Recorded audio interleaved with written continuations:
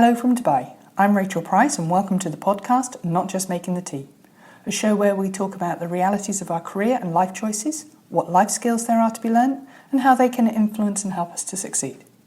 It's all about celebrating the parts that don't go to plan as much as those which do. So welcome to Season 2.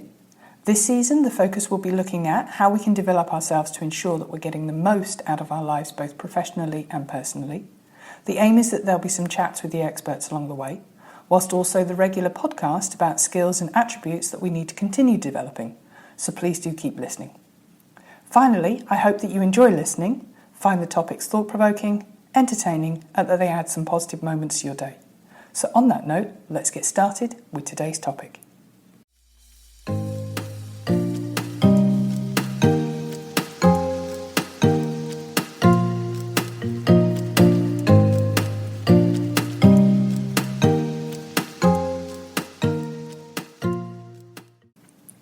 So this is my last episode of 2020, and it seemed apt to talk about the steps that successful people will be taking in the month of January. This might be an unpopular opinion, but January for me is actually my favourite month of the year. It's the arbitrary clean slate, a time to believe and dream again, and an opportunity to clean up the messes that we've made in the previous 12 months. Considering all this and the rare strength and clarity of purpose that comes along on January 1st, well, maybe the 2nd, depending on how well you spent your New Year's Eve, it's important to review and utilise the month of January to optimise the year ahead. So here are 7 things that all successful individuals will be doing early in 2021. Number 1, identify key big picture goals. You don't have to have goals in every area of your life, relationships, money, health, family, etc. Instead, focus on whichever area you feel most compelled to change or improve. Be specific and prioritise, as the idea is to execute and complete those goals through the year. Don't forget to consider less obvious categories like career or charity. If you aren't sure what your goals are for the new year, consider creating a vision board, either in the real world or on Pinterest. Make sure at least one of the big ticket items on this list is something that terrifies you. If you accomplish little else in 2021, doing this one thing will make you feel as if the year has mattered. Number 2, break down each goal into smaller goals. My example here may be something like aiming to buy a new home, and this is a great goal. However, as a goal goes, it could be overwhelming and vague. So now is the time to figure out what the smaller goals could be to feed into this ultimate goal. In this example, it could be something such as paying off your credit cards or taking on a side hustle. Anything that would be able to generate an extra income.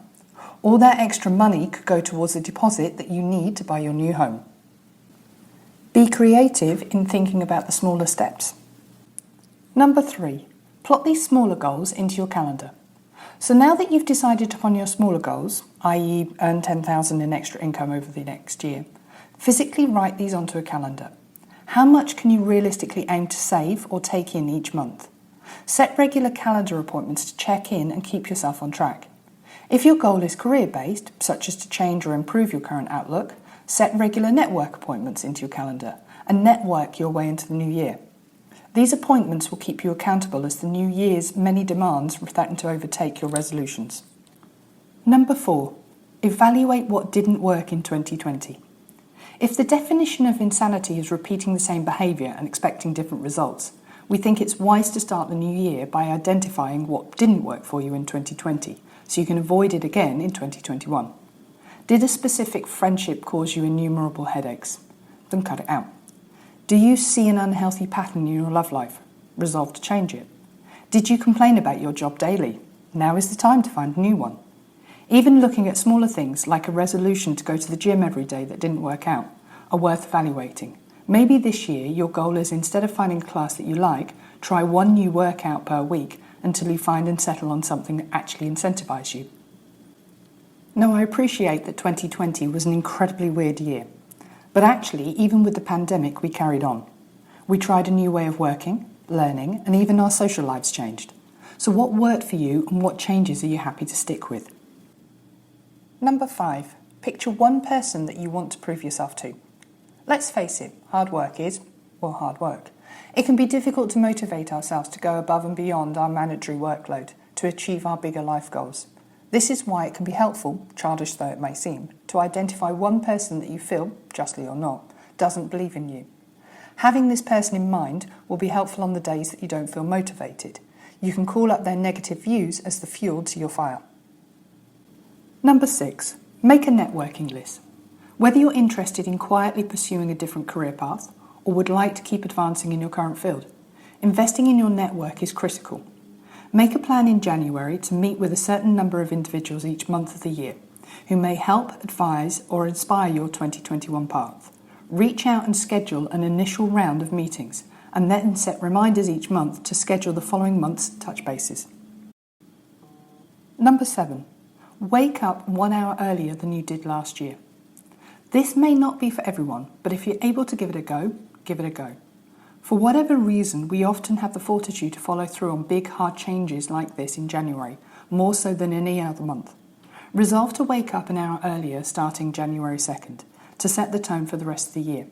Then use this newfound hour working towards your goal, to work out or even to meditate. The new habit may not stick throughout the entire year, but you may be surprised at how much better the 1 extra hour makes you feel and wonder how you ever survived without it. So that's today's podcast. I hope you found it interesting and helpful. Thank you for taking the time to listen. If you've enjoyed this episode, then please subscribe and get new episodes sent to you weekly.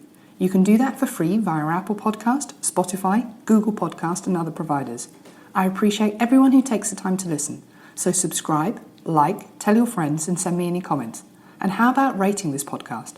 The rating helps to bring this podcast to the attention of others, so thank you in advance.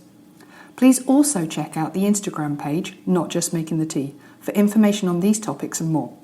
For activities and resources, go to the Learning Hub on educationyala.teachable.com. There is a direct link in the podcast information. Finally, may I wish you and your family a wonderful new year and all that it brings. Thank you once again, keep safe and chat soon. Have a great day.